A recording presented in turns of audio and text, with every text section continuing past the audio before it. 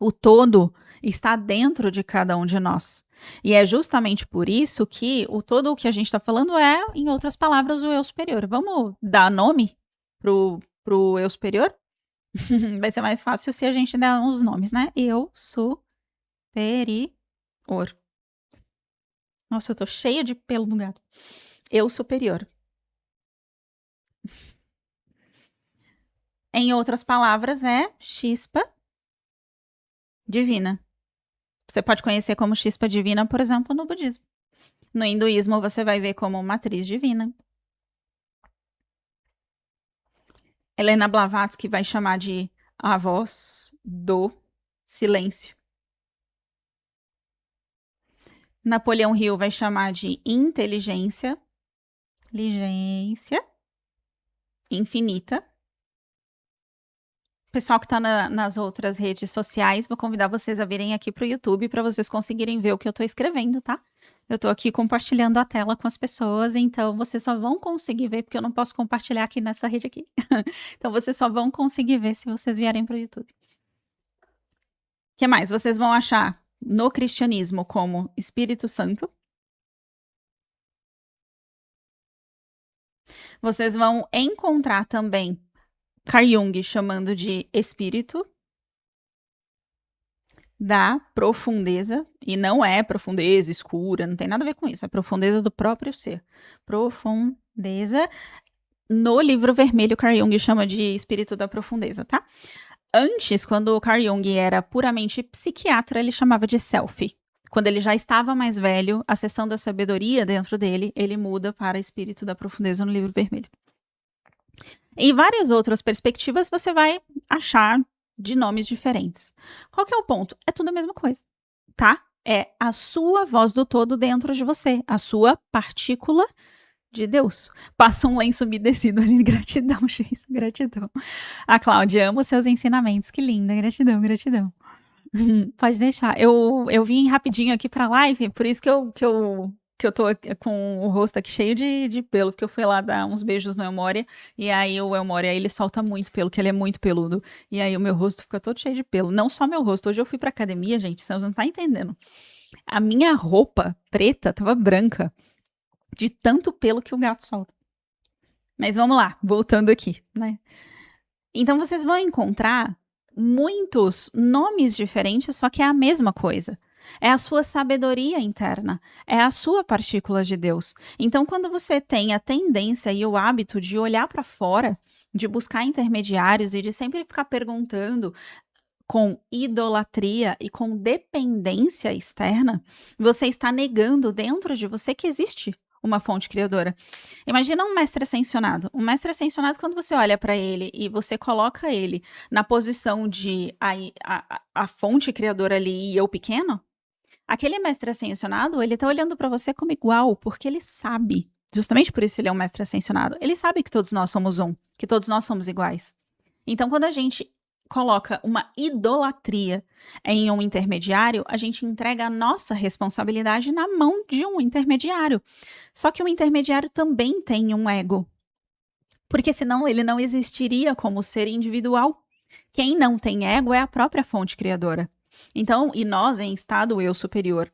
Então, quando nós estamos em estado fonte criadora de tudo que existe, como compaixão manifesta aqui e agora, como verdade divina e sabedoria manifesta aqui e agora, aí sim é quando o nosso ego está temporariamente adormecido, mas não quer dizer que o nosso ego ele se desmonta ou que ele se desfaz. É importante a gente saber que o ego, quando ele se fragmenta, Carl Jung mesmo já dizia, vou colocar aqui no Espírito da Profundeza, que é o nome que Carl Jung dá, ele fala que quando o ego se fragmenta, a pessoa fica. Por isso que a galera daqui tem que vir pro YouTube, pra vocês conseguirem ler o que eu tô escrevendo, porque eu não posso falar essa palavra aqui, senão começa, entendeu? A live ia flopar. Então, essa pessoa fica assim, distúrbios mentais psicológicos. Então, o ego, ele precisa ser saudável. E quando que a gente sabe que a pessoa começou a quebrar o próprio ego? Quando a pessoa não tem uma verdade própria, uma fortaleza própria. Quando a pessoa não tem a sua própria fortaleza, ela não sabe quem ela não sabe o que ela gosta, ela não sabe o que ela quer fazer, ela tá sempre como furta-cor. Ela tá sempre indo naquilo que as pessoas esperam que ela faça. Isso já são sinais claros e evidentes de uma pessoa que começou a ter o próprio ego quebrado. Ou seja, ela não tem mais a ideia de uma personalidade própria. E isso aqui já muito estudado por Carl Jung, que inclusive foi o cara que postulou a ideia de personalidade extrovertida, introvertida e vários outros outras coisas interessantes, né? Como Carl Jung, o aspas, pai da psicologia analítica junguiana, ele já trazia muito esse aspecto de que o ego, ele, o sentido, o senso de personalidade próprio, né, indivíduo separado do todo, precisa estar saudável. Então não é saudável a gente tentar matar o nosso ego. Não é saudável a gente demonizar o nosso ego. Por quê? Porque o nosso ego é o que dá pra gente a nossa fortaleza como personalidade. Imagina que eu não sei qual é a minha verdade, que eu não sei quem eu sou e que eu não consigo confiar que eu realmente sou uma boa pessoa. Se alguém me ataca, eu vou receber esse ataque direto. Então tudo entra no campo da pessoa quando ela não tem uma fortaleza, quando ela não tem o ego enquanto a própria fortaleza da personalidade. Se alguém fala, imagina que a pessoa ela não tem essa fortaleza bem estabelecida, ela acredita em tudo que as outras pessoas falam. Se alguém fala para ela, você é muito ruim, você fez mal para os outros, a pessoa vai acreditar e ela vai começar a comprar essa ideia de eu sou ruim, eu faço mal para os outros. Por quê? Porque ela não pessoa isso mesmo.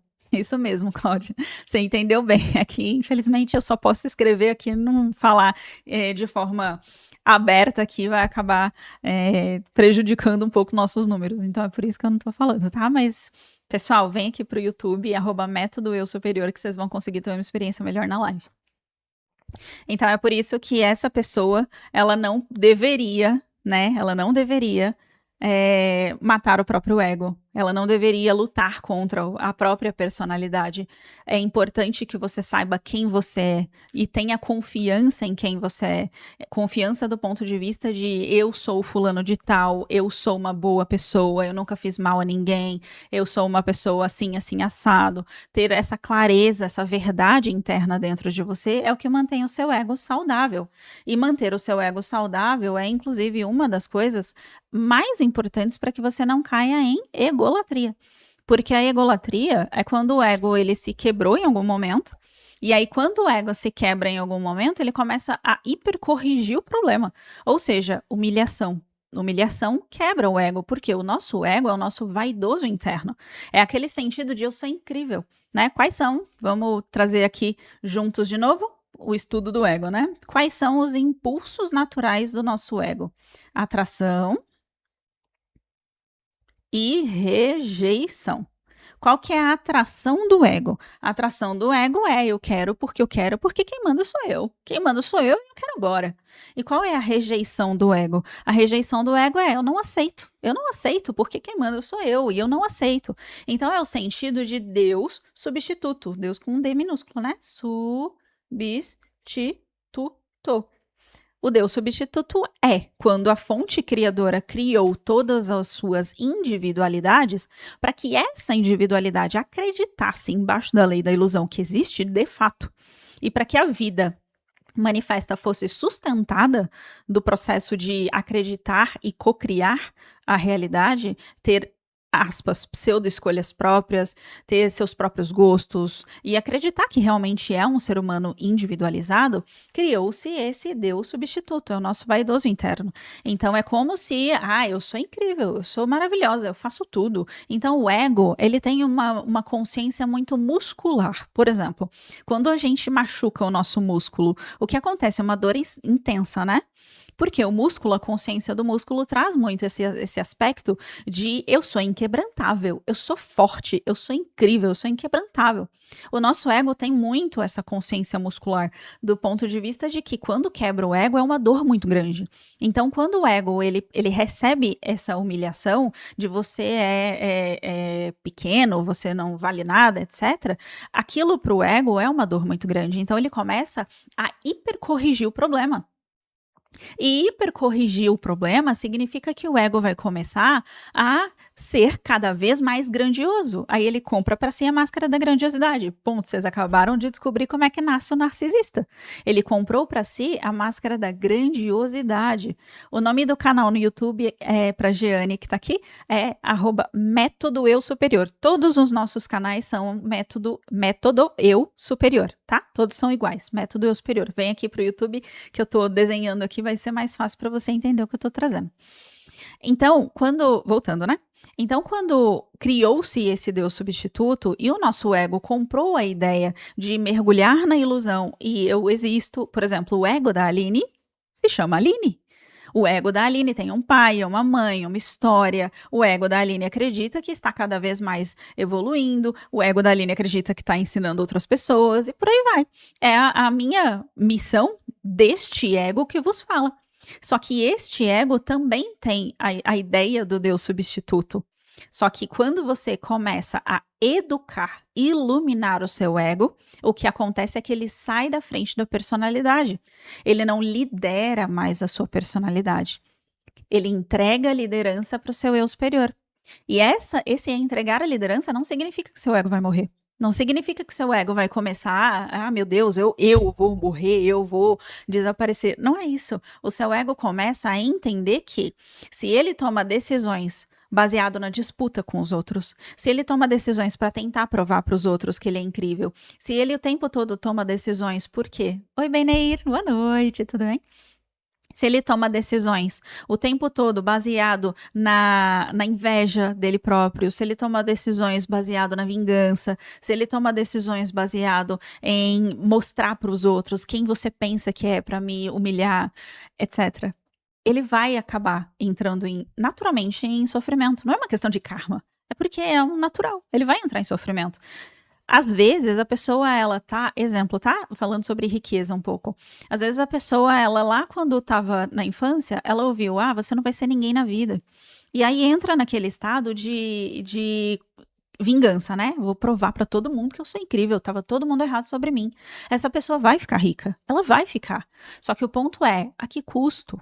A que custo emocional e a que custo de vida e a que custo de preço de ansiedade e a que custo de força que ela tem que pôr para ela sustentar aquela riqueza, porque não é uma riqueza do ponto de vista do eu superior, que é uma riqueza de abundância, de virtude, uma riqueza de missão, de propósito, é uma riqueza forçada e sustentada exclusivamente pelo seu ego.